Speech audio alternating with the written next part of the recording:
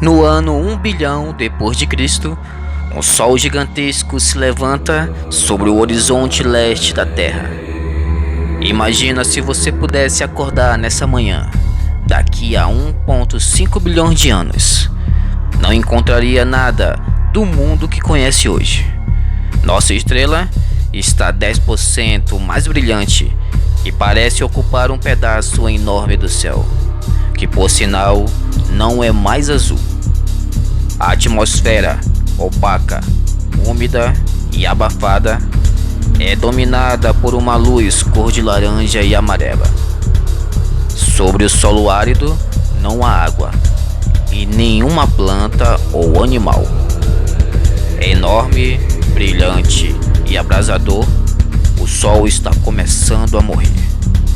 E os primeiros sintomas da sua longa agonia já eliminaram a vida da Terra.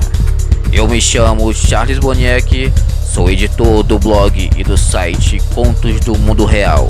E sejam bem-vindos a mais um vídeo.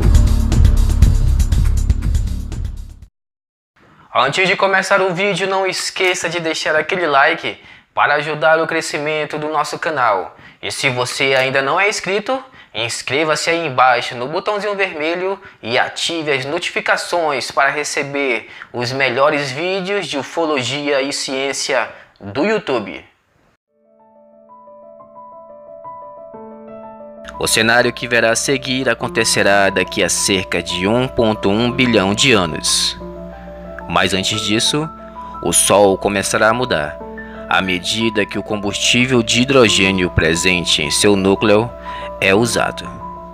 A queima se espalhará para fora em direção à superfície. Isso deixará o Sol ainda mais brilhante, e o aumento da radiação vai ter um efeito devastador sobre o nosso planeta. A temperatura média da superfície do nosso planeta aumentará e passará de cerca de 20 graus Celsius para aproximadamente 75 graus Celsius. Os oceanos irão evaporar e o planeta vai se tornar um gigantesco deserto sem vida. Finalmente, daqui a cerca de 1,1 bilhão de anos, o Sol vai ficar quase inteiramente sem hidrogênio. Quando o Sol utiliza o hidrogênio para gerar energia, ele transforma em hélio. E depois de todos esses anos, o núcleo do Sol estará repleto de sobras de hélio, que o tornará instável, uma vez que ele começaria a entrar em colapso por causa do seu próprio peso. O núcleo do Sol, consequentemente, vai se tornar ainda mais denso e mais quente. E quando isso acontecer, o Sol vai inchar 1,5 vezes o seu tamanho normal e se tornar mais de 2 vezes mais brilhante do que é agora. Ao longo dos 700 milhões de anos seguintes, o Sol não vai ficar mais brilhante, mas no entanto o astro continuará a crescer. Ele vai passar a ter 2 vezes o seu tamanho atual. E nesse processo irá esfriar um pouco. A partir da superfície seca da Terra, o Sol parecerá uma enorme bola laranja pendurado no céu nebuloso. Com a idade de cerca de 1,2 bilhões de anos, o Sol vai perder mais de 1/4 da massa de sua superfície exterior, apesar de continuar inchando. Com um Sol de menor massa para atraí-los, os planetas e suas órbitas mudarão. Vênus vai se tornar tão distante como a Terra é agora, enquanto o nosso planeta vai se mover para ainda mais longe. Eventualmente, o Sol em crescente constante se tornará uma estrela gigante vermelha e se torna 166 vezes maior do que o Sol que conhecemos hoje. Isto é quase tão grande quanto a extensão da órbita da Terra atualmente. Os planetas Mercúrio e Vênus serão devorados pelas chamas da estrela gigante. As montanhas da Terra vão se derreter e escorrer como a lava de vulcão.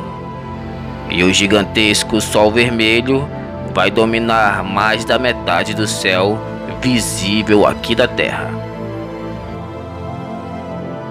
Enquanto todo esse processo acontece e sela a morte dos planetas que se encontram próximo ao Sol, o crescimento dele trará nova vida para os mundos mais distantes. Os blocos de gelo derreterão na Lua Europa do planeta Júpiter, sob o calor inédito do Sol gigante. Plutão também se aquecerá com a luz e o calor da nova forma do Sol, que será ainda maior visto em seu céu do que é hoje aqui na Terra. Quando o Sol atingir seu tamanho máximo, já como uma estrela gigante vermelha, o núcleo de hélio vai chegar a uma temperatura de 100 milhões de graus. Isso é quente o suficiente para desencadear uma fusão de hélio.